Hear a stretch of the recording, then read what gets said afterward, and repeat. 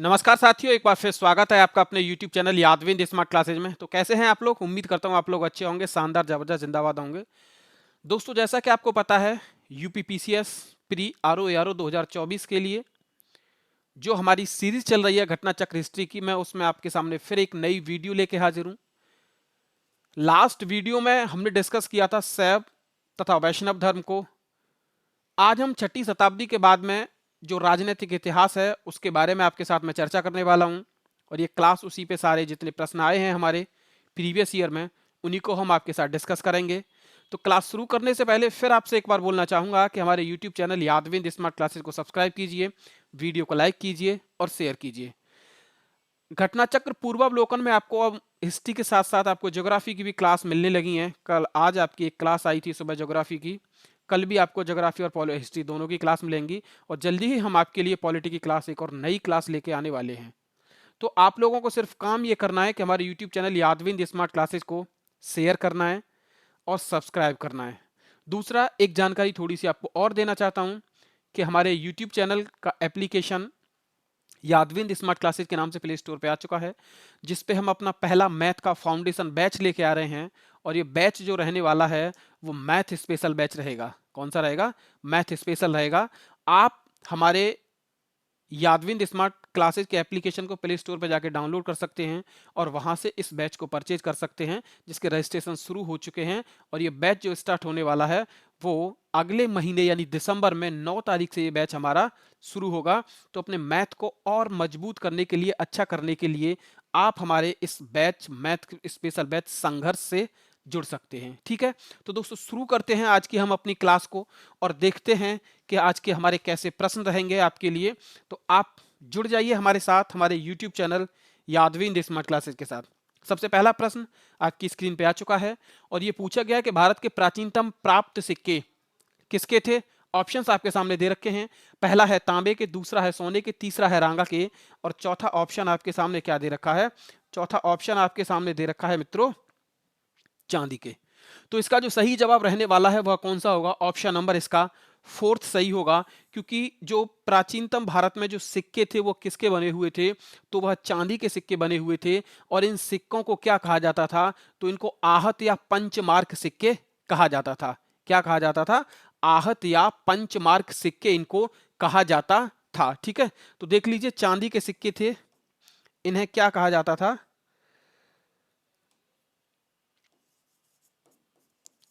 आहत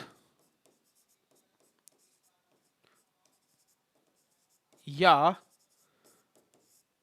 पंचमार्क सिक्के इनको बोला जाता था। ठीक है, दूसरा आपसे पेपर में पूछ सकता है कि सिक्कों के अध्ययन को क्या कहा जाता है? सिक्कों के अध्ययन को क्या कहा जाता है? तो इसको कहा जाता है न्यूमिसेटिक्स। क्या कहा जाता है? न्यूमिसेटिक्स।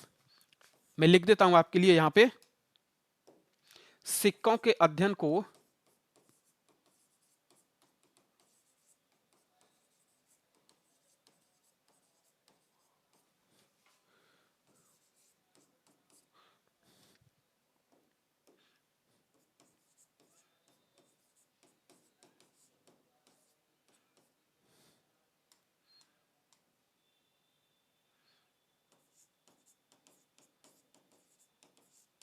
क्या कहा जाता है? न्यू मिसेस्टिक्स, सिक्कों के अध्ययन को कहा जाता है। ठीक है, आगे एक और दूसरा प्रश्न है आपकी स्क्रीन पर। निम्नलिखित में से कौन सा कथन सही नहीं है, यानी कौन सा सुमेलित नहीं है, यह आपसे पूछा गया है। पहला है अंग चंपा, दूसरा है कौशल अहिछत्र, तीसरा है वत्स कौशाम्बी और चौथा है मत्स्य विराटनगर। चौथा है मत्स्य विराटनगर। यहां पे ये आपने सुना होगा कि प्राचीन भारत में जो महाजनपदों की बात की गई है, वो कितने महाजनपदों की बात की गई है?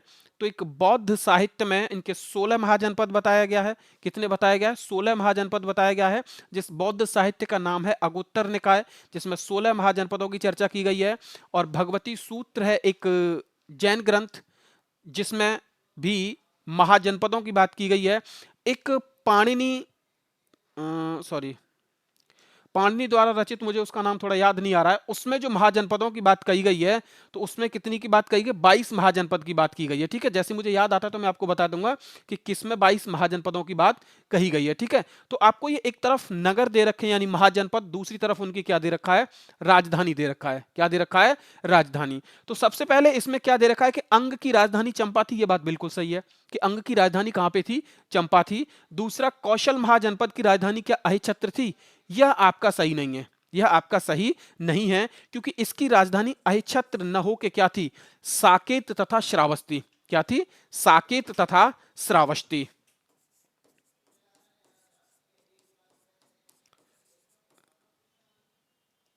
साकेत तथा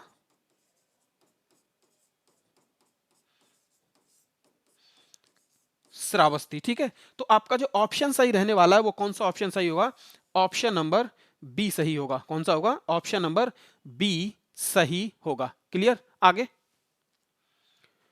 सूची एक को सूची दो से सुमेलित कीजिए। एक तरफ आपको राज्य दे रखे हैं, दूसरी तरफ उनके, एक तरफ आपको राजा दे रखे हैं, दूसरी तरफ उनके राज्य दे रखे हैं।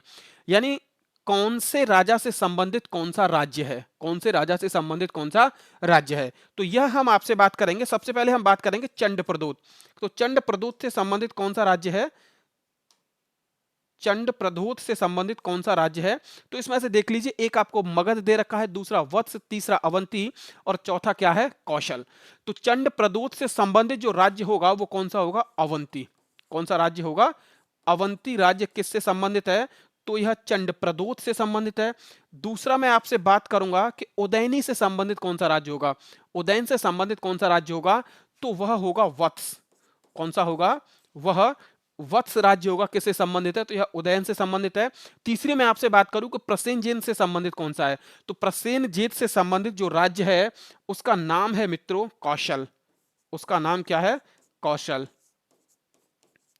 और एक और आपका बचा हुआ है कौन सा, अंतिम आपका बचा हुआ है वत्स, अवंती, कौशल, एक बचा अजात शत्रु का। तो इससे संबंधित जो राज्य होगा वह कौन सा होगा, मगध राज्य। कौन सा राज्य होगा, मगध राज्य। ठीक है, ये आपके क्या है, ऑप्शंस को मैंने क्या किया, मैच किया। आप इसमें से अपना ऑप्शंस देख सकते हैं कौन सा सही होगा। जैसे देखना, अगर हम इसमें से चाहें तो अवंती जो है ए का तीसरा हो जाएगा, उदयन का वत्स हो जाएगा दूसरा, ए का तीसरा, बी का दूसरा। ठीक है, ऑप्शन हमारा कौन सा सही होगा, ऑप्शन नंबर आप लोग देख पा रहे हैं, सी ऑप्शन सही होगा। कौन सा, सी ऑप्शन इसमें हमारा सही होगा। आगे फोर्थ है आपके सामने कि चंड प्रदोत किस प्राचीन गण राज्य के राजा थे। चंड प्रदोत किस प्राचीन गण राज्य के राजा थे। चंड प्रदोत के बारे में मैंने यहां पे भी बात की थी। तो ये कौन से राज्य के राजा थे, तो ये अवंती के राजा थे। कौन से राज्य के राजा थे, तो यह अवंती के राजा थे। ठीक है, तो इसका ऑप्शन जो सही रहने वाला है वह कौन सा होगा, ऑप्शन नंबर सी होगा। ऑप्शन नंबर कौन सा होगा, सी होगा। दूसरा आपसे पूछा जाए कि अवंती की राजधानी कौन सी थी, आपसे पूछा जाए कि अवंती की राजधानी, तो अवंती की राजधानी कहां पे थी, मध्य प्रदेश में। कहां पे, उज्जैन। कहां पे थी, उज्जैन। क्लियर, आगे। अभिलेखीय साक्ष्य से प्रकट होता है कि नंद राजा के आदेश पर एक नहर खोदी गई थी। ये कौन से अभिलेखीय साक्ष्य से प्रकट होता है, यह पूछा गया आपसे। पहला है अंग, दूसरा है बंग, तीसरा है कलिंग और चौथा क्या है, मगध। चौथा क्या है, मगध। तो इसका कौन सा जवाब सही होगा, इसका कौन सा जवाब सही होगा, तो इसका जो जवाब सही रहने वाला है वो कौन सा होगा, ऑप्शन नंबर थर्ड इसका सही जवाब होगा। क्योंकि कलिंग के साक्ष्य से यह हमें पता चलता है या यह प्रकट होता है कि मगध के राजा जो थे नंद, जिनका आदेश से एक क्या खोदी गई थी, तो एक नहर खोदी गई थी। क्या खोदी गई थी, एक नहर खोदी गई थी। और ये बात हमें किससे प्राप्त होती है, तो ये खारवेल के हाथी गुंफा अभिलेख से प्राप्त होती है। किससे, खारवेल के हाथी गुंफा अभिलेख से प्राप्त होती है। ठीक है, आगे। छठा, उज्जैन का प्राचीन काल में क्या नाम था। उज्जैन का प्राचीन काल में आपसे नाम पूछा गया है। ऑप्शंस आपके सामने है। पहला है तक्षशिला, दूसरा है इंद्रप्रस्थ, तीसरा है अवंतिका और चौथा है इनमें से कोई नहीं। और ये प्रश्न आपसे दो बार पूछा गया है, एमपीपीसीएस प्री 1993 और एमपीपीसीएस प्री 2009 में। ठीक है, तो आपको यह बताना है, क्या बताना है कि उज्जैन का प्राचीन नाम क्या था। तो उज्जैन का जो प्राचीन नाम था उसको अवंतिका कहा जाता है। क्या कहा जाता है? अवंतिका। तो ऑप्शन हमारा कौन सा सही होगा? ऑप्शन नंबर हमारा सी सही होगा कि उज्जैन का प्राचीन नाम क्या था? तो उज्जैन का प्राचीन नाम था अवंतिका। और अवंतिका या अवंती वो एक ही बात है। क्या है? अवंती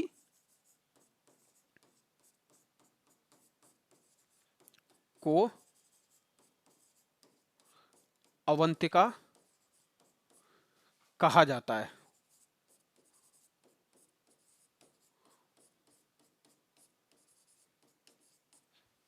ठीक है, आगे सेवंथ, ये देख लीजिए आपसे, निम्नलिखित मानचित्रों में प्राचीन भारत में पाए जाने वाले 16 महाजनपदों में से 4 को दर्शाइए। 16 महाजनपदों में से 4 को दर्शाइए। और यह आपको एक मैप दे रखा है, मैप में आपको प्लेस दे रखे हैं। जैसे एक ये प्लेस यहां पे बताया गया ए, ये है बी, ये है सी और ये है डी। ऑप्शंस आपके सामने दे रखे हैं कि ए में कौन सा आएगा, बी में कौन सा आएगा, सी और डी में कौन सा आएगा। ठीक है, तो सबसे पहले हम देखेंगे कि ऑप्शन नंबर ए क्या है हमारा, मत्स्य चेदी कौशल और अंग। दूसरा क्या है, सूरसेन अवंती वत्स और मगध। तीसरा क्या है, मत्स्य अवंती वत्स और अंग। और चौथा है आपका शूरसेन चेदी कौशल और मगध। सूरसेन चेदी कौशल और मगध। तो सबसे पहले आप लोग देखिए, ये जो आपको प्लेस दिख रहा है ये कौन से राज्य में होगा, यह आपको बात समझनी चाहिए। तो यहां पे हमारा जो होगा वो कौन सा होगा, राजस्थान होगा। और राजस्थान का इसमें से मैं अगर आपसे बात करूं तो कौन सा है, तो राजस्थान में मत्स्य है। मत्स्य जो था इसका ये वर्तमान में जो है ये कहां पे है, तो ये जयपुर में है। कहां पे है? जयपुर में। तो सबसे पहले हम दो ऑप्शंस के साथ जाएंगे, एक तो ये भी सही है और हमारा दूसरा ये भी सही है। ठीक है, क्योंकि दो में ही हमारा क्या है, मत्स्य दे रखा है। ठीक है, तीसरा मैं आपसे बात करूं, बी, बी जो दे रखा है यहां पे ये दे रखा है बी, सी और डी। बी वाला ये जो हिस्सा है अगर हम उत्तर प्रदेश के मैप में देखें तो यहां पे हमारा कौन सा राज्य पड़ता है, तो यहां पे हमारा मध्य प्रदेश है। यहां पे हमारा क्या है, मध्य प्रदेश। और अब हम मध्य प्रदेश की हम बात करें बी में, तो इसके आगे चेदी आ जाएगा। इसके आगे क्या आ जाएगा, चेदी, जो कि मध्य प्रदेश में नहीं है। इसके आगे इसमें क्या दे रखा है, अवंती। अवंती या अवंतिका, ये प्राचीन नाम किसका है, तो ये उज्जैन का नाम है। ये किसका नाम है, उज्जैन का नाम है। तो हमारा यहां पे ये सही हो जाएगा कौन सा, ऑप्शन नंबर थर्ड सही हो जाएगा। कौन सा, ऑप्शन नंबर थर्ड। क्योंकि मत्स्य जो है ये वर्तमान में जयपुर में है, अवंती जो है ये वर्तमान में कहां पे है, तो मध्य प्रदेश में है। और दूसरा मैं आपसे बात करूं वत्स की और अंग की, वत्स जो है तो यह वर्तमान में कहां पे है, सी देख लीजिए, ये वर्तमान में कहां पे है, तो यह इलाहाबाद में, कहां पे है, इलाहाबाद में और बांदा डिस्ट्रिक्ट में पड़ता है। और अंग की बात करूं तो अंग कहां पे है, तो ये भागलपुर में और मुंगेर में। बिहार के दो जिले हैं, भागलपुर और मुंगेर। तो ये कहां पे हुआ, बिहार में। तो ये यहां पे क्या हो जाएगा आपका, बिहार हो जाएगा। ठीक है, तो ऑप्शन नंबर हमारा कौन सा सही हो जाएगा,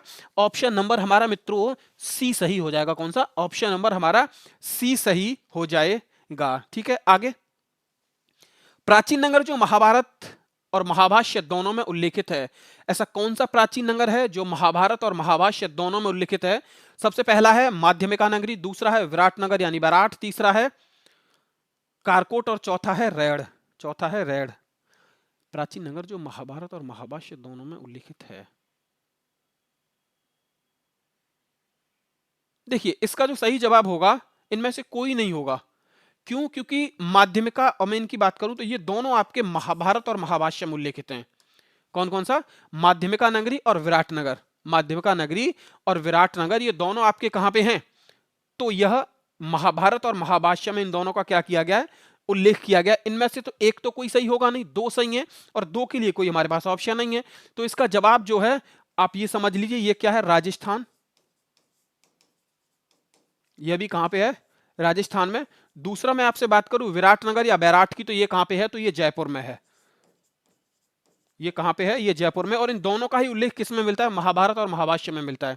किस में मिलता है, महाभारत और महाभाष्य में मिलता है। तो इसके ऑप्शन ए और सी दोनों सही होंगे। ए और सी दोनों क्या होंगे, सही होंगे। आगे पाटलिपुत्र के संस्थापक का नाम आपसे पूछा गया है। ऑप्शन नंबर एक है उदयनी, दूसरा है बिंबिसार, तीसरा है अशोक, चौथा है महापद्मनन।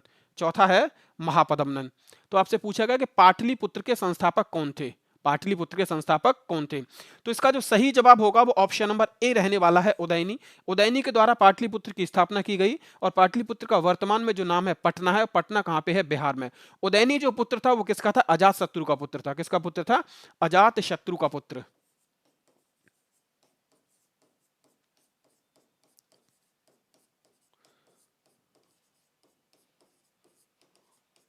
किसका पुत्र था? अजात शत्रु का पुत्र था। दूसरा मैं आपसे बात करूं, पाटलिपुत्र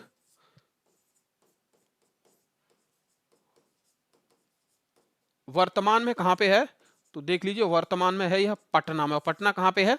बिहार में। कहां पे है? बिहार में। क्लियर? आगे,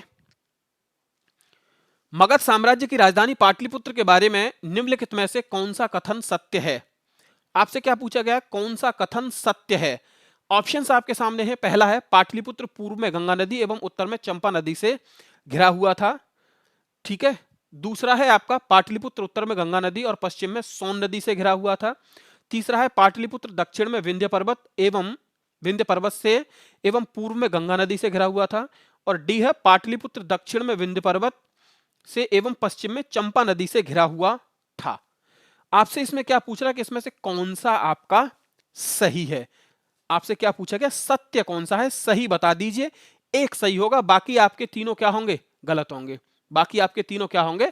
गलत होंगे। तो इसका जो सही जवाब रहने वाला है आपका, वो कौन सा होगा कि पाटलिपुत्र उत्तर में गंगा नदी से एवं पश्चिम में कौन सी नदी से घिरा हुआ है? तो सोन नदी से घिरा हुआ है। कौन सी नदी से घिरा हुआ है? कि सोन नदी से। यानी पाटलिपुत्र के उत्तर में तो गंगा नदी बहती है और पश्चिम में कौन सी नदी बहती है? तो सोन नदी बहती है। ऑप्शन नंबर हमारा कौन सा होगा? बी सही होगा। कौन सा होगा? ऑप्शन नंबर हमारा बी सही होगा। आगे, पाटलिपुत्र को किस शासक ने सर्वप्रथम अपनी राजधानी बनाया था?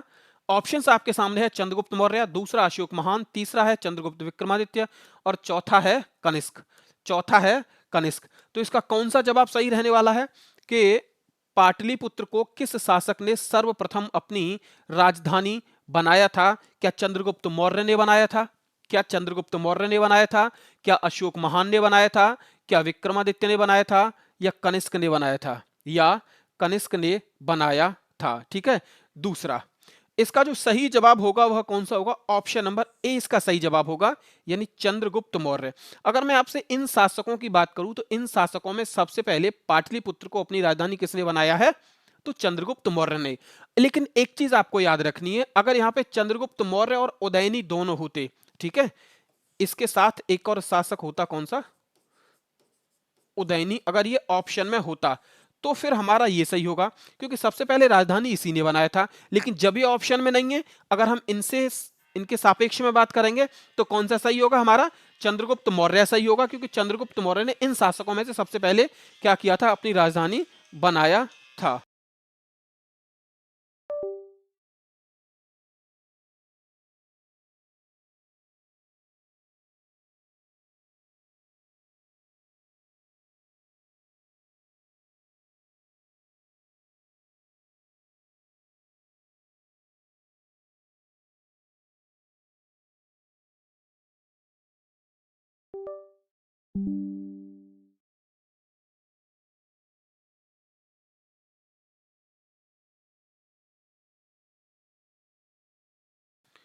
ठीक है, यहां तक आपकी समझ में आया होगा। आगे नेक्स्ट 12वां प्रश्न है आपके, निम्न में से किस राजा ने पाटलिपुत्र को बसाया था? निम्न में से किस राजा ने पाटलिपुत्र को बसाया था? यह ऑप्शंस आपके सामने दे रखे हैं। पहला है आपका शिशुनाग। पहला क्या है आपका? शिशुनाग। दूसरा है आपका बिंबसार, तीसरा है अजातशत्रु और चौथा है उदयनी। चौथा कौन सा है आपका? उदयनी। तो आपसे पूछ क्या रहा है कि किसने पाटलिपुत्र को बसाया था?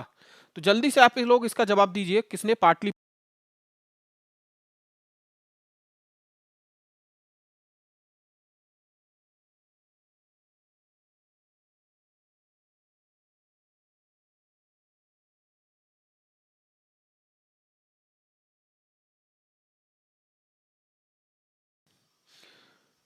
ठीक है, यहां तक आप लोग देख पा रहे होंगे किसने पाटलिपुत्र को बसाया था। तो ऑप्शन हमारा कौन सा है? शिशुनाग, दूसरा है बिंबसार, तीसरा है अजातशत्रु और चौथा क्या है? उदयनी। तो इसका जो सही जवाब रहने वाला है वह कौन सा होगा? उदयनी होगा। कि उदयनी के द्वारा किसकी स्थापना की गई? तो पाटलिपुत्र की स्थापना की गई। तो मैं पीछे आपको बता चुका हूं कि उदयनी किसका पुत्र था। तो उदयनी जो पुत्र था वो अजातशत्रु का पुत्र था। किसका पुत्र था? अजातशत्रु का पुत्र था, क्योंकि अजातशत्रु की हत्या किसने की थी? उदयनी ने की थी। यानी पुत्र ने किसको मारा था? पिता को मारा था। ठीक है। आगे 13वां प्रश्न आपकी स्क्रीन पे आ चुका है। 13वां प्रश्न क्या कह रहा है कि किस शासक द्वारा सर्वप्रथम पाटलिपुत्र को राजधानी के रूप में चयन किया गया? वही है, रिपीट हुआ जो पीछे आपको बताया था। पीछे मैंने आपको क्या बताया था, देख लीजिए आप लोग। ये बताया था कि अगर यहाँ पे चंद्रगुप्त मौर्य न होता तो कौन सा सही होता, उदयनी सही होता। तो वही आपसे पूछा गया है कि 13वां, यही है ना, किस शासक द्वारा सर्वप्रथम पाटलिपुत्र को अपनी राजधानी के रूप में चयन किया गया। ऑप्शन है अजातशत्रु, दूसरा कालाशोक, तीसरा उदयनी और चौथा है कनिष्क। तो इसका सही जवाब कौन सा रहने वाला है? उदयनी ने सर्वप्रथम पाटलिपुत्र यानी पटना को अपनी क्या बनाया था? राजधानी बनाया था। ठीक है, आगे 14वां प्रश्न है कि उदयनी वाशवदत्ता की दंत कथा संबंधित है। उदयनी वाशवदत्ता की दंत कथा किससे संबंधित है, यह आपसे पूछा गया है। ऑप्शन नंबर 1 है उज्जैन से, दूसरा मथुरा से, तीसरा है माहिष्मती से और चौथा है कौशाम्बी से। चौथा है कौशाम्बी से। तो इसका जो सही जवाब होगा वह कौन सा होगा? ऑप्शन नंबर इसका ए सही होगा। कौन सा होगा? ए, यानी उज्जैन से संबंधित है। कहां से संबंधित है? उज्जैन से संबंधित है। और यह किससे संबंधित है? तो यह उदयनी की एक प्रेम कथा है। यह उदयनी की क्या है? प्रेम कथा है, जिसमें इसको दर्शाया गया है। क्या किया गया? जिसमें इसको दर्शाया गया है। ठीक है, किसमें? वाष्पदत्ता जो है यह उदयनी की क्या है? प्रेम कथा है। और यह संबंधित किससे है? तो उज्जैन से संबंधित है। किससे है? उज्जैन से संबंधित है। ठीक है, दूसरा आपसे यह कभी पूछे ना कि वाष्पदत्ता के लेखक कौन थे, तो इसके लेखक थे महर्षि भास। कौन थे? महर्षि भास। ये क्या है? एक नाटक है। और नाटक किसने लिखा था? तो महर्षि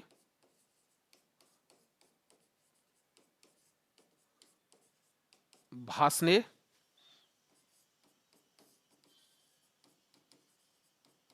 लिखा था। किसने लिखा था? महर्षि भास ने लिखा था। ठीक है, 15वां प्रश्न, प्रथम मगध साम्राज्य का उत्कर्ष किस शताब्दी में हुआ? ऑप्शन है आपके सामने, चौथी शताब्दी ईसा पूर्व में, दूसरा है छठी शताब्दी ईसा पूर्व में, तीसरा है दूसरी शताब्दी ईसा पूर्व में और चौथा है पहली शताब्दी ईसा पूर्व में। पहली शताब्दी ईसा पूर्व में। तो इसका जो सही जवाब होगा वो कौन सा होगा? ऑप्शन नंबर 20 का सही जवाब होगा। यानी मगध का जो प्रथम बार उत्कर्ष हुआ वो कब हुआ था? तो यह छठी शताब्दी ईसा पूर्व में हुआ था। कब हुआ था? छठी शताब्दी ईसा पूर्व में हुआ था। और यह भारत के शक्तिशाली राज्यों में से एक था। यह भारत के शक्तिशाली राज्यों में से एक था, क्योंकि हिर्यक वंश का जो शासक था जिसका नाम था बिंबिसार, वह क्या था? एक सबसे अधिक शक्तिशाली शासक रहा है। कहां पे? मगध पे रहा है। कहां पे? मगध पे। और यह घटनाक्रम कब का है? तो यह छठी शताब्दी ईसा पूर्व का है। किसका है? यह छठी शताब्दी ईसा पूर्व का यह घटनाक्रम है। तो ऑप्शन नंबर हमारा कौन सा होगा? ऑप्शन नंबर हमारा सी सही, सी नहीं सॉरी, बी सही होगा। कौन सा? बी सही होगा। आगे, निम्न में से कौन सा एक ईसा पूर्व छठी शताब्दी में प्रारंभ में भारत का सर्वाधिक शक्तिशाली नगर था? ऑप्शन नंबर 1 है गांधार, दूसरा कंबोज, तीसरा काशी और चौथा क्या है?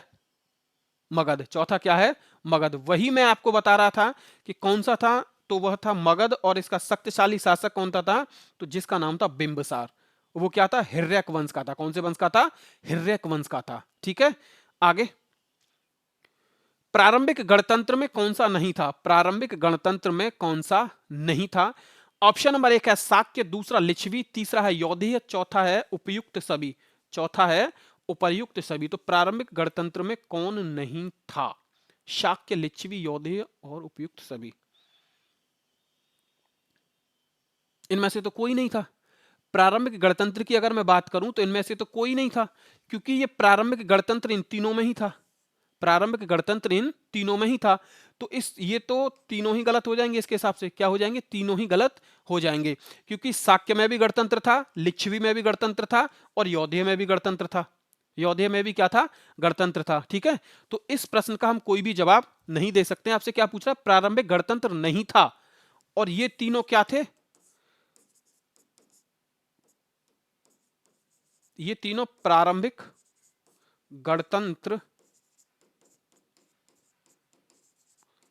थे। तो हम इसका कोई भी जवाब नहीं दे सकते हैं। ठीक है, आगे 18वां प्रश्न है, विश्व का पहला गणतंत्र वैशाली किसके द्वारा स्थापित किया गया? ऑप्शन नंबर 1 है मौर्य वंश, दूसरा है नंद वंश, तीसरा है गुप्त वंश और चौथा है लिच्छवी। चौथा है लिच्छवियों के द्वारा। तो इसका जो सही जवाब होगा वो कौन सा होगा? कि वैशाली में प्रथम गणतंत्र की जो स्थापना की गई थी वो कौन से शासकों के द्वारा की गई थी? तो यह लिच्छवी शासकों के द्वारा की गई थी। ठीक है, कब की गई थी? तो ये स्थापना की गई थी बुद्ध काल में। किसमें की गई थी? बुद्ध काल में। ठीक है, आगे, ईसा पूर्व छठी शताब्दी में विश्व की प्रथम गणतंत्रात्मक व्यवस्था कहां थी? ऑप्शन नंबर 1 है वैशाली, दूसरा है एथेंस, चौथा है स्पार्टा, पांचवा है पाटलिपुत्र। पांचवा है पाटलिपुत्र। तो सबसे पहली गणतंत्र व्यवस्था जो थी वो कहां पे थी? वैशाली में। कौन से काल में की गई थी? तो ये बुद्ध काल में की गई थी। कौन से काल में? या बुद्ध काल में इसकी स्थापना की गई थी। ठीक है, आगे 20वां प्रश्न है, निम्न में से कौन सा युग्म उपयुक्त जोड़ी है? निम्न में से कौन सा युग्म उपयुक्त जोड़ी है? ऑप्शंस आपके सामने दे रखे हैं। पहला है पार्श्वनाथ जंत्रिका, बिंदुसार शाक्य, स्कंदगुप्त मौर्य, और चौथा क्या है? चेटक लिच्छवी। चौथा क्या है? चेटक लिच्छवी। आपसे पूछ रहा है कि कौन सी उपर्युक्त जोड़ी है? कौन सी उपर्युक्त जोड़ी है? ठीक है, तो इनमें से बिंदुसार जो था वो शाक्य नहीं था, और स्कंदगुप्त जो था वो मौर्य वंश का नहीं था। ठीक है, और पार्श्वनाथ जो थे वो जंत्रिका नहीं थे। तो एक ही बचता है आपका, कौन सा होगा? Option number D. Option number D, यानी चेटक जो थे यह कहां के राजा थे? तो ये लिच्छवी के राजा थे। चेटक जो थे यह कहां के राजा थे? तो ये लिच्छवी के राजा थे। ठीक है, ये किसके राजा थे? तो यह लिच्छवी के राजा थे। हमारा कौन सा सही होगा? ऑप्शन नंबर डी ही हमारा इसका क्या होगा? सही जवाब होगा। ठीक है, आगे, छठी शताब्दी ईसा पूर्व के 16 महाजनपदों के विषय में निम्नलिखित में से कौन सा बौद्ध ग्रंथ में सूचना मिलती है? सबसे पहले मैंने आपको बताया था बौद्ध ग्रंथ और जैन ग्रंथ दोनों के बारे में। बौद्ध ग्रंथ और जैन ग्रंथ दोनों के बारे में, तो देख लीजिए कौन सा है। ऑप्शन नंबर है, पहला है दीर्घ निकाय, दूसरा है त्रिपिटक, तीसरा है दीपवंश, और चौथा है अगुत्तर निकाय। चौथा है अगुत्तर निकाय। देख लीजिए, 16 महाजनपद क्या है? 16 महाजनपद किस में मिलता है?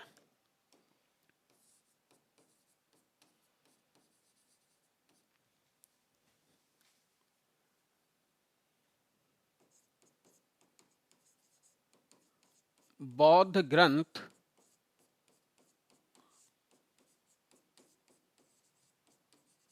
अगुत्तर निकाय में, और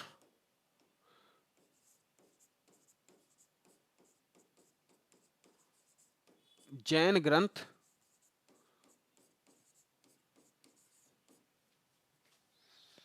भगवती सूत्र में। किस में मिलता है? जैन ग्रंथ भगवती सूत्र में। ठीक है, आगे, 16 महाजनपदों की सूची उपलब्ध है महाभारत में, अगुत्तर निकाय में। समय बर्बाद नहीं किया जाएगा, अगुत्तर निकाय में। ठीक है, आगे, निम्न में से कौन से एक बौद्ध ग्रंथ में 16 महाजनपदों का उल्लेख करता है? तो किस में उल्लेख करता है? अगुत्तर निकाय। ठीक है, आगे 23वां आपसे पूछ रहा है कि 16 महाजनपद युग के 16 जनपदों के नाम बौद्ध साहित्य में प्रायः उल्लिखित मिलते हैं। निम्न में से किन जनपदों के नाम पाणिनि की अष्टाध्यायी, हाँ जो मैं भूल रहा था ना, जिसमें 22 महाजनपदों के नाम बताए गए हैं, तो वो पाणिनि की अष्टाध्यायी में बताए गए हैं। किसमें बताए गए हैं? पाणिनि की अष्टाध्यायी में। ठीक है, तो पाणिनि की अष्टाध्यायी में उल्लिखित हैं। तो याद रख लीजिए पाणिनि की अष्टाध्यायी में कितने हैं? पीछे में जो अभी प्रश्न हम करके आए ना, यहीं पे लिख दूंगा तो ज्यादा आपको याद रहेगा। ठीक है, क्योंकि वो एक साथ हो जाएगा। देखिए,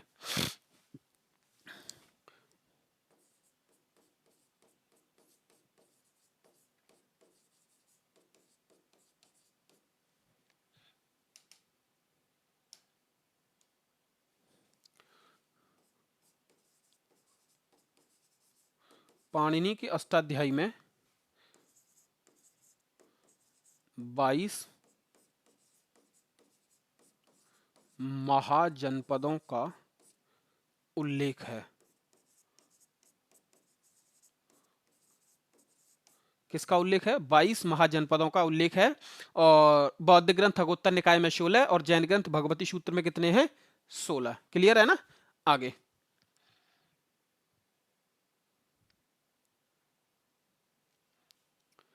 अब क्या कह रहा है? 24वां के महाजनपद युग के 16 महाजनपदों के नाम बौद्ध साहित्य में प्राय उल्लिखित हैं। निम्न में से किन महाजनपदों के नाम पाणिनि की अष्टाध्यायी में उल्लिखित हैं? ऑप्शन नंबर ए है मगध, दूसरा है अश्मक, तीसरा है कंबोज, चौथा है चेदी, और पांचवा कौन सा है? आपका वत्स। नीचे दिए गए कूटों में से सही उत्तर चुनिए। नीचे दिए गए कूटों में से सही उत्तर चुनिए। तो पाणिनि के अष्टाध्यायी में 22 दे रखे हैं, और अगुत्तर निकाय और भगवती सूत्र में कितने दे रखे हैं? सॉरी, पाणिनि की अष्टाध्यायी में 22, और जैन ग्रंथ अगुत्तर निकाय और भगवती सूत्र में कितने दे रखे हैं? 16 16। तो इसमें जाहिर सी बात है ज्यादा है। अब जब ज्यादा है तो इसमें कौन से ज्यादा है, वह 3 आपसे पूछ रहा है।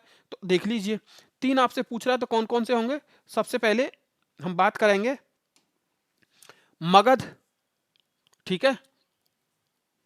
निम्न में से किन जनपदों के नाम अष्टाध्यायी में भी उल्लेख, हाँ पाणिनि के अष्टाध्यायी में भी उल्लिखित हैं और भगवती सूत्र में भी हैं ये, और अगुत्तर निकाय में भी हैं। तो एक तो मगध हो गया, दूसरा आपका अश्मक, और तीसरा क्या हो गया आपका कंबोज। चेदी और वत्स नहीं है, चेदी और वत्स उसमें नहीं है पाणिनि की अष्टाध्यायी में। तो इसमें से कौन सा ऑप्शन आपका सही होगा, ए बी सी, यानी ऑप्शन नंबर कौन सा सही होगा, ए। ऑप्शन नंबर कौन सा सही होगा, ए आपका सही जवाब होगा, ठीक है। क्योंकि पाणिनि की में कितने दे रखे हैं 22, और अगुत्तर निकाय और भगवती सूत्र में कितने दे रखे हैं महाजनपद 16। लेकिन आपसे क्या पूछ रहा है कि अगुत्तर निकाय, भगवती सूत्र और पाणिनि के अष्टाध्यायी में तीनों में इनमें से कौन सा कॉमन है, कॉमन आपसे पूछा गया है। तो ए बी सी यानी मगध, अश्मक और कंबोज, ऑप्शन हमारा कौन सा सही होगा, ए सही होगा। कौन सा होगा, ए सही होगा। आगे 25, निम्नलिखित में से किन ग्रंथों में प्राचीन भारत के 16 महाजनपद यानी षोडश महाजनपद की सूची मिलती है, नीचे दिए गए कूट की सहायता से सही उत्तर चुनिए। नीचे दिए गए कूट की सहायता से सही उत्तर चुनिए, ठीक है। ऑप्शन नंबर 1 है अर्थशास्त्र, दूसरा है अगुत्तर निकाय, तीसरा है दीर्घ निकाय, और चौथा क्या है भगवती सूत्र। वही है, पीछे बताता आ रहा हूं, फिर वही आया है। दो में मिलता है, अगुत्तर निकाय बौद्ध में और भगवती सूत्र जैन में।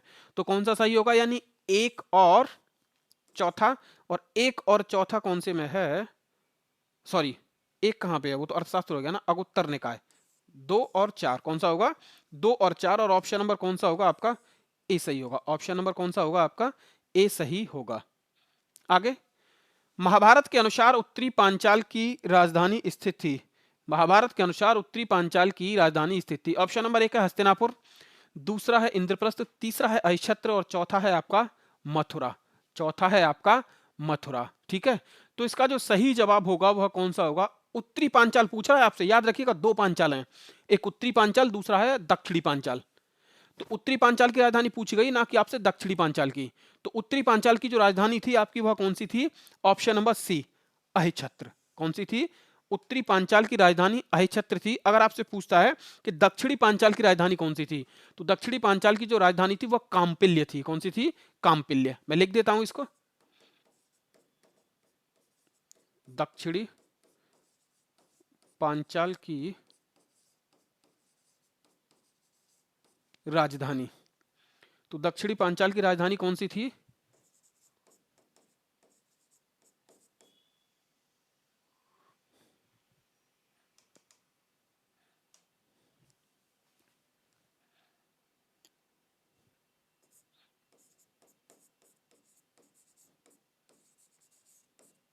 काम्पिल्य थी, ठीक है। आगे 27वां, 16 महाजनपदों के युग में मथुरा इनमें से किसकी राजधानी थी।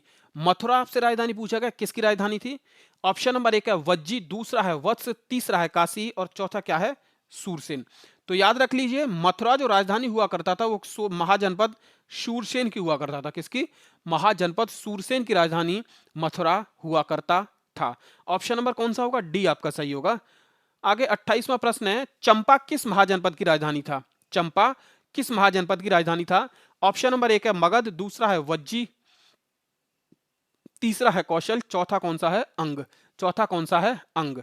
तो इसका जो सही ऑप्शन होगा वह कौन सा होगा, कि जो राजधानी था वो किसकी राजधानी था, अंग की। किसकी राजधानी था, अंग की। चंपा किस महाजनपद की राजधानी थी, तो चंपा जो राजधानी थी वह अंग की राजधानी थी। ऑप्शन नंबर कौन सा सही होगा आपका, डी सही होगा। कौन सा, ऑप्शन नंबर डी सही होगा, ठीक है। महाभारत और पुराणों में, किसमें, महाभारत और पुराणों की बात की जाए तो चंपा का पुराना नाम आपसे पूछा जाए कि महाभारत और पुराणों में चंपा का पुराना नाम क्या है, तो वह भी आपको बता देना है कि इसका पुराना नाम है मालिनी। क्या नाम है, मालिनी। देख लीजिए,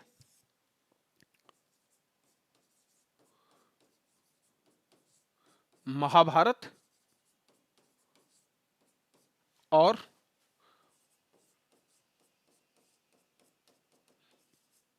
पुराणों में चंपा का दूसरा नाम,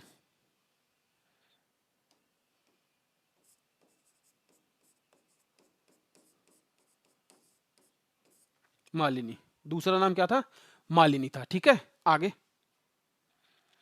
6वीं शताब्दी ईसा पूर्व में सुक्तिमती राजधानी थी। 6वीं शताब्दी ईसा पूर्व में पूछा गया कि सुक्तिमती किसकी राजधानी थी? ऑप्शन नंबर 1 है पांचाल की, दूसरा है कुरु की, तीसरा है चेदी की और चौथा क्या है? अवंती की। चौथा क्या है? अवंती की।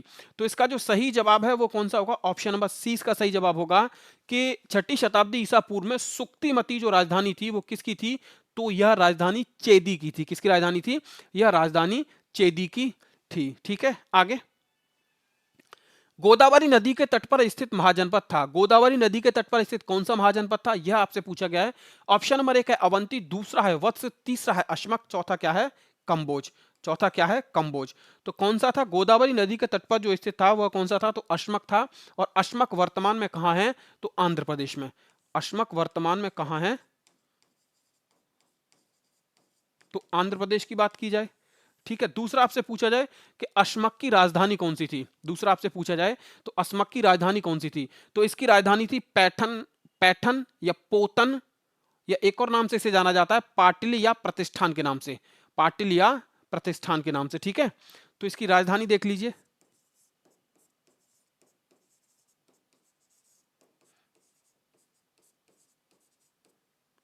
पैठन, दूसरा पोतन या पोटल, यही प्रतिष्ठान के नाम से भी जानी जाती है। किस नाम से? प्रतिष्ठान। ठीक है, 31। 6वीं शताब्दी ईसा पूर्व में मत्स्य महाजनपद स्थित था। 6वीं शताब्दी ईसा पूर्व में मत्स्य महाजनपद स्थित था। ऑप्शन नंबर 1 है पश्चिम उत्तर प्रदेश में, दूसरा है राजस्थान में, तीसरा है बुंदेलखंड में और चौथा है आपका रूहेलखंड में। चौथा है आपका रूहेलखंड में। तो इसका जो सही जवाब होगा वह कौन सा होगा? इसका जो सही जवाब होगा वह कौन सा होगा? मत्स्य महाजनपद की बात कर रहा है। किसकी बात कर रहा है? मत्स्य महाजनपद की। और मत्स्य महाजनपद एक मैप वाला हमने प्रश्न किया था, याद होगा आपको, जो मैप में पूछ रहा था कि कौन सा महाजनपद कहां पे था, एबीसीडी करके जो दे रखा था, वही फिर रिपीट हो रहा है। वहां पे मैंने आपको बताया था, मत्स्य के बारे में बताया था। तो मत्स्य कहां पे है? याद रख लीजिए, मत्स्य है कहां पे? राजस्थान में। और राजस्थान में वर्तमान में हम बात करें तो कहां पे है? जयपुर में। कहां पे है? जयपुर में। ठीक है, ऑप्शन नंबर कौन सा सही होगा आपका?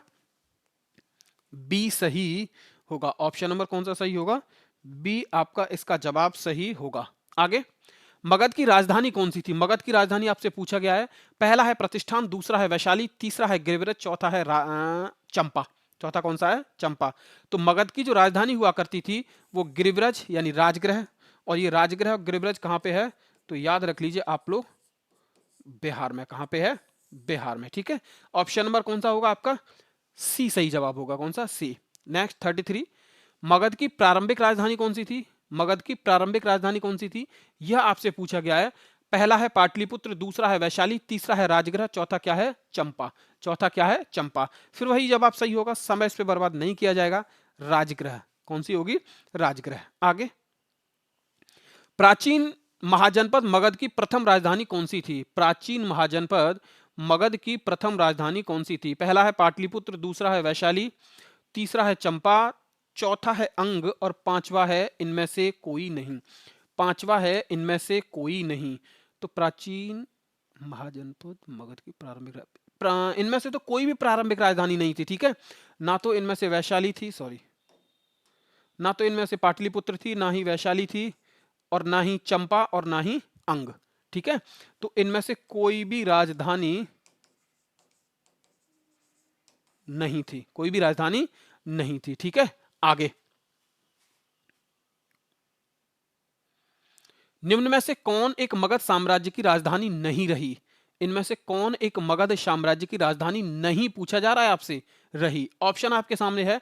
पहला है गिरिव्रज, दूसरा है राजगृह, तीसरा है पाटलिपुत्र, चौथा है आपका कौशाम्बी। चौथा है आपका कौशाम्बी। तो कौशाम्बी कभी भी मगध की राजधानी नहीं रही है।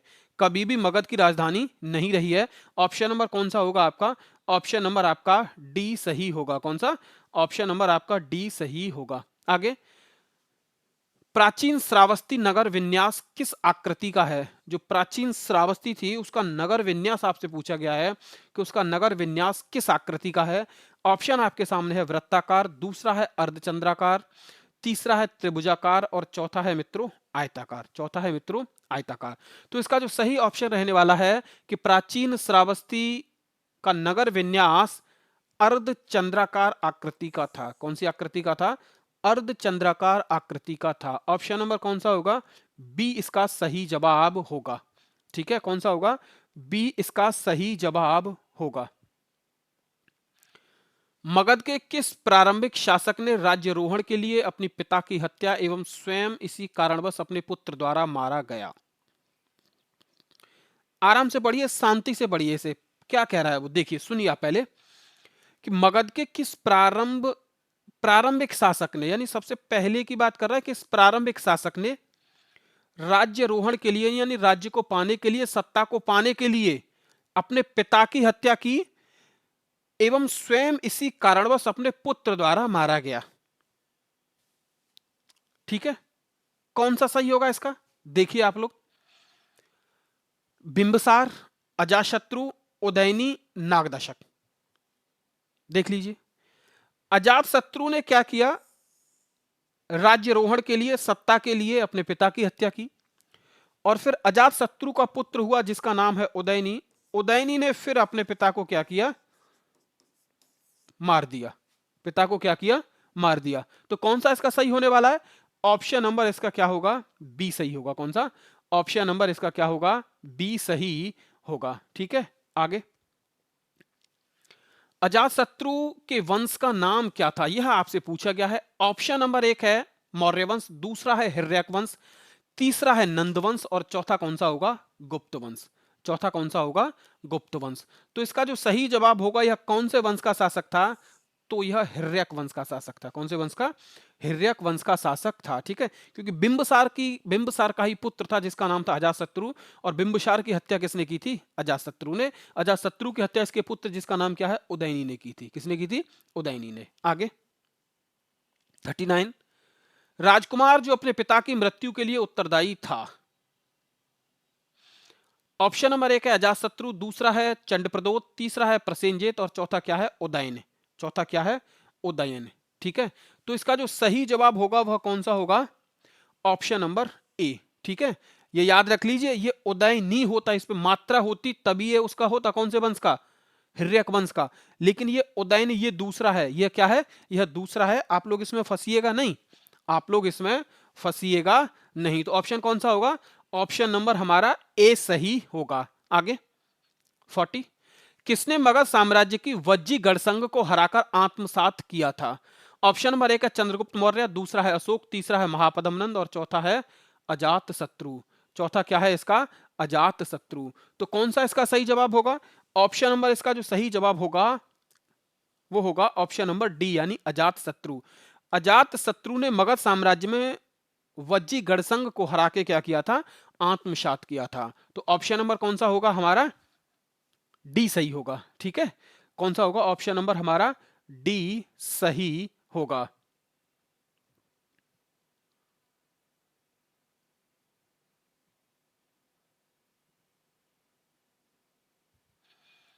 आगे देखिए 41, मालवा क्षेत्र पर मगध की सत्ता का विस्तार निम्नलिखित में से किसके शासनकाल में हुआ था? ऑप्शन नंबर 1 है बिंबिसार, दूसरा है अजातशत्रु, तीसरा है उदयभद्र और चौथा है शिशुनाग। चौथा है शिशुनाग। तो इसका जो सही जवाब होगा वह कौन सा होगा? क्या है? मालवा के क्षेत्र पर मगध की सत्ता का विस्तार निम्न में से किसके शासनकाल में हुआ? तो मालवा क्षेत्र पर अधिकार मगध में किसके शासनकाल में हुआ? मगध शासक का नाम आपसे पूछ रहा है, तो उसका नाम बिंबिसार है, क्या अजातशत्रु है, क्या उदयभद्र है, या शिशुनाग है, या शिशुनाग है? तो इसका जो सही जवाब रहने वाला है वह कौन सा होगा? शिशुनाग। कौन सा होगा? शिशुनाग। ऑप्शन नंबर कौन सा होगा? डी सही होगा। कौन सा? ऑप्शन नंबर डी सही होगा। ठीक है, पुराणों में यह बात बताई गई है कि मगध का एक शासक था, नरेश था, जिसका नाम था शिशुनाग। शिशुनाग ने क्या किया? अवंती, अवंती कहां पे है? मालवा में ही तो है। अवंती को जीत लिया और किस में मिला दिया? मगध साम्राज्य में मिला दिया। ये बात किसके लिए बताई गई है? तो पुराणों में यह बात बताई गई है शिशुनाग के लिए। किसके लिए बताई गई है? पुराणों में यह बात शिशुनाग के लिए बताई गई है। आगे 42 मगध में नंद वंश का संस्थापक कौन था?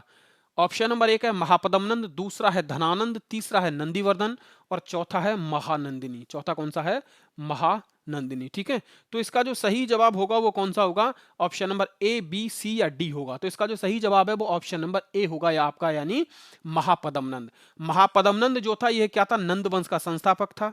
क्या था? नंद वंश का संस्थापक था। और इसका जो अंतिम शासक था नंद वंश का, जिसका नाम था धनानंद, धनानंद पर आक्रमण किया था चंद्रगुप्त मौर्य ने अपने गुरु चाणक्य की सहायता से। किसकी सहायता से? अपने गुरु चाणक्य की सहायता से। और फिर धनानंद को वो क्या करता है? हरा देता है। और हराने के बाद फिर वो स्थापना करेगा किसकी? मौर्य वंश की। तो मौर्य वंश का संस्थापक कौन हुआ? चंद्रगुप्त मौर्य। कौन हुआ?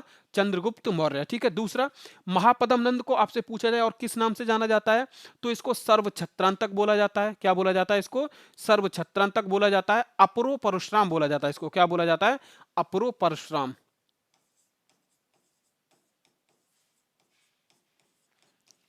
सर्व छत्रांतक व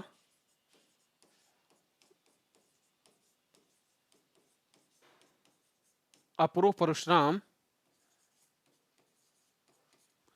कहा गया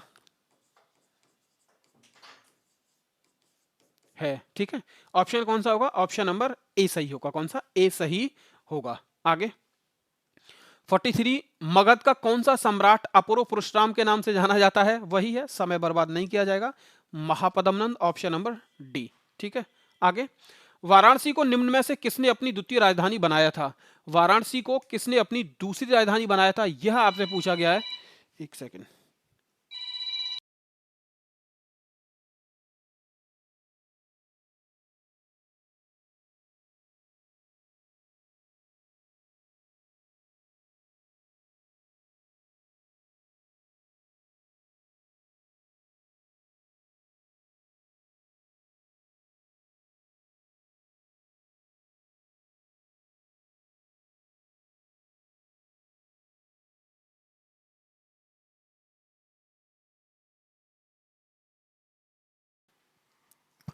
वाराणसी को किसने अपनी दूसरी राजधानी बनाया था? ऑप्शन नंबर 1 है अजातशत्रु, दूसरा है कालाशोक, तीसरा है महापदमनंद और चौथा है शिशुनाग। चौथा क्या है?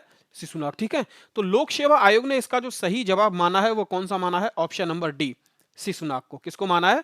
शिशुनाग को माना है कि शिशुनाग ने वाराणसी को अपनी क्या किया था? दूसरी राजधानी बनाया था। ऑप्शन नंबर हमारा क्या होगा? डी सही होगा। ठीक है, आगे नंदवंश के पश्चात मगध पर किस राजवंश ने शासन किया था? वही मैंने बताया था कि नंदवंश का अंतिम शासक जिसका नाम था धनानंद, धनानंद को मारा था किसने? चंद्रगुप्त मौर्य ने अपने गुरु चाणक्य की सहायता से। और स्थापना की थी किसकी? मौर्य वंश की। तो इसका जो सही जवाब रहने वाला है वो कौन सा होगा? ऑप्शन नंबर ए इसका सही जवाब होगा। कौन सा?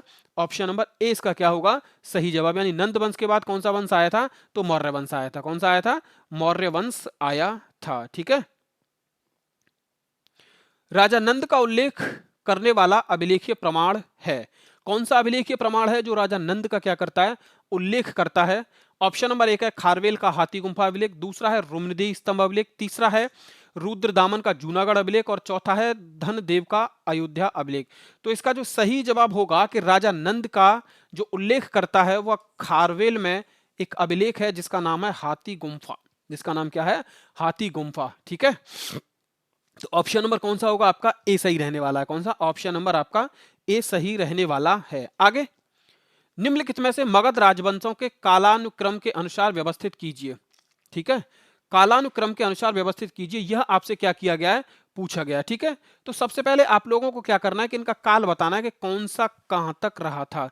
तो आप लोग सबसे पहले देखिए, सबसे पहले हम बात करेंगे आपसे नंद वंश की। हिर्यक, मौर्य, शुंग और नंद। सबसे पहले हम बात करेंगे किसकी? हिर्यक वंश की। ठीक है, क्योंकि नंद क्या आएगा? बाद में आएगा। तो हिर्यक वंश का शासन कब से कब तक रहा है? मैं आपको क्या करता हूं, इसके सामने लिख देता हूं। तो आप लोग इसमें से फिर क्या कर सकते हो? मैच कर सकते हो। तो सबसे पहले हिर्यक वंश जो रहा है यह 544 ईसा पूर्व से लेकर 412 ईसा पूर्व तक। कितना?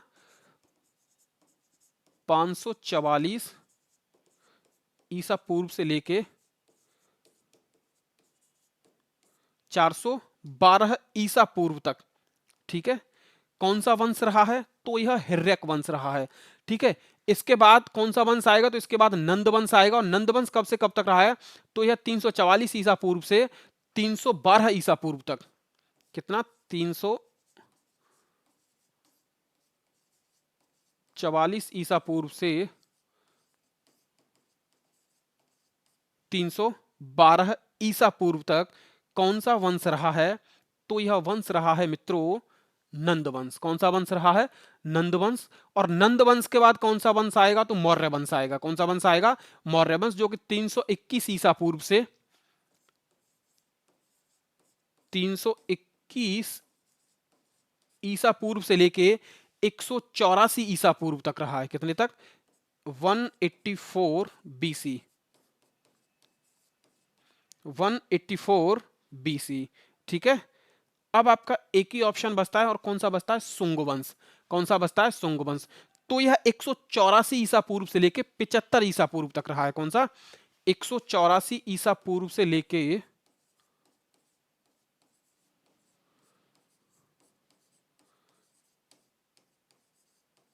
75 ईसा पूर्व तक। ठीक है, आप इसके अनुसार इसे क्या कर सकते हैं, अरेंज कर सकते हैं। तो सबसे पहले कौन सा वंश आएगा, हिर्यक वंश, यानी ऑप्शन नंबर 4। फिर उसके बाद नंद वंश कौन सा आ जाएगा, इसमें से ये मिल जाएगा आपको बी। कौन सा मिल जाएगा, ऑप्शन नंबर आपको क्या मिल जाएगा, बी इसका क्या होगा, सही जवाब होगा। ठीक है, आगे, गौतम बुद्ध के समय प्रसिद्ध वैद्य जीवक किसके दरबार में था। जीवक की बात की गई है। ऑप्शन नंबर 1 है बिंबिसार, दूसरा है चंडप्रदूत, तीसरा है प्रसेनजीत, और चौथा क्या है, उदयनी। तो बिंबिसार के दरबार में प्रसिद्ध वैद्य था जिसका नाम क्या था, जीवक। जिसका नाम क्या था, जीवक। ऑप्शन नंबर कौन सा सही होगा मित्रों, ऑप्शन नंबर आपका ए सही रहने वाला है। कौन सा, ए। 49, निम्नलिखित कथन ए और बी को पढ़ें और नीचे दिए गए कूट के माध्यम से सही उत्तर का चयन करें। कथन एक है कि विश्व के सभी भागों में ईसवी पूर्व 6वीं शताब्दी एक महान धार्मिक उथल पुथल का काल था। दूसरा है वैदिक धर्म बहुत जटिल हो चुका था। दूसरा है वैदिक धर्म बहुत जटिल हो चुका था। ठीक है, तो सबसे पहले पहला देखिए आप लोग, विश्व के सभी भागों में 6वीं शताब्दी ईसा पूर्व में एक महान धार्मिक उथल पुथल का कार्य था। ऐसा तो बिल्कुल भी नहीं है। यहां पे 6वीं शताब्दी ईसा पूर्व में कोई भी उथल पुथल नहीं थी। दूसरा क्या है, वैदिक धर्म बहुत जटिल हो चुका था। यह बात तो सही है कि इस समय वैदिक धर्म का क्या था, बहुत ज्यादा प्रभाव था। वैदिक धर्म का 6वीं शताब्दी ईसा पूर्व में बहुत ज्यादा प्रभाव था। तो ऑप्शन हमारा सिर्फ बी सही है। तो इसमें से कौन सा सही होगा, ए गलत बी सही। कौन सा होगा, ए गलत तथा, एक सेकंड रुकिए आप लोग, ए और बी दोनों विश्व के सभी भागों में ईसा पूर्व में 6वीं शताब्दी एक महान धार्मिक उथल पुथल का काल था। वैदिक धर्म बहुत जटिल हो चुका था। ये ए और बी दोनों ही सही होंगे। कौन सा होगा, ए और बी, ये दोनों ही सही होंगे। उसको मैंने थोड़ा ठीक से नहीं पढ़ा था। ठीक है, ये उथल पुथल का था। कौन सा होगा, ए और बी दोनों ही सही होंगे। एक सेकंड, सॉरी, मानवीय भूल, गलती हुई थी उसको पढ़ने में। क्या था, ए और बी दोनों ही सही होंगे, क्योंकि विश्व के सभी भागों में 6वीं शताब्दी ईसा पूर्व एक महान धार्मिक उथल पुथल का काल था। इसलिए था क्योंकि वैदिक धर्म उस समय क्या हो चुका था, बहुत जटिल हो चुका था। क्या हो चुका था, बहुत जटिल हो चुका था। इसीलिए ए और बी दोनों सही होंगे। कौन सा होगा, ए और बी दोनों सही होंगे। ऑप्शन नंबर आपका बी सही होगा। कौन सा, ऑप्शन नंबर बी आपका सही होगा। आगे, नेक्स्ट 50, कालपी नगर किस नदी के तट पर स्थित है। कालपी नगर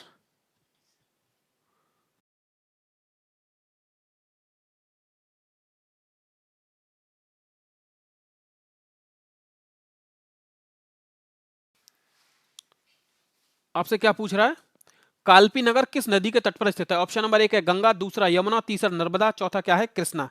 चौथा क्या है, कृष्णा। तो इसका जो सही जवाब रहने वाला है वह कौन सा होगा, कि कालपी नगर जो स्थित है वो कौन सी नदी के तट पर स्थित है, तो यमुना नदी के तट पर।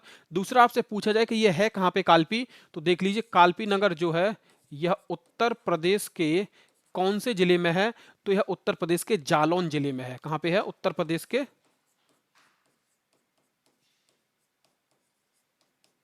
जालौन में। ठीक है, आगे 51 सूची 1 को सूची 2 से सुमेलित कीजिए। इधर आपको उत्तर प्रदेश के प्राचीन जनपद दे रखे हैं, दूसरी तरफ क्या दे रखा है, उनकी राजधानी। ठीक है, तो सबसे पहले मैं आपसे बात करूंगा कि कुरु, कुरु की राजधानी इनमें से आप देखिए कौन सी होगी।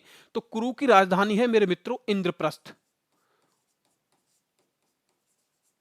कुरु की राजधानी कौन सी है, तो कुरु की राजधानी है इंद्रप्रस्थ। ठीक है, दूसरा आपको क्या दे रखा है, पांचाल दे रखा है। और पांचाल की राजधानी कौन सी होगी, तो देख लीजिए साकेत, कौशांबी और अहिच्छत्र तीनों बचे हुए हैं, तो इसकी राजधानी होगी अहिच्छत्र।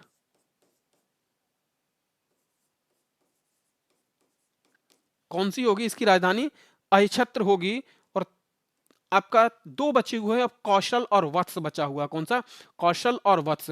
तो आपसे पूछा जाए कौशल और वत्स के लिए आपके पास साकेत और कौशांबी है, तो कौशल की राजधानी होगी साकेत।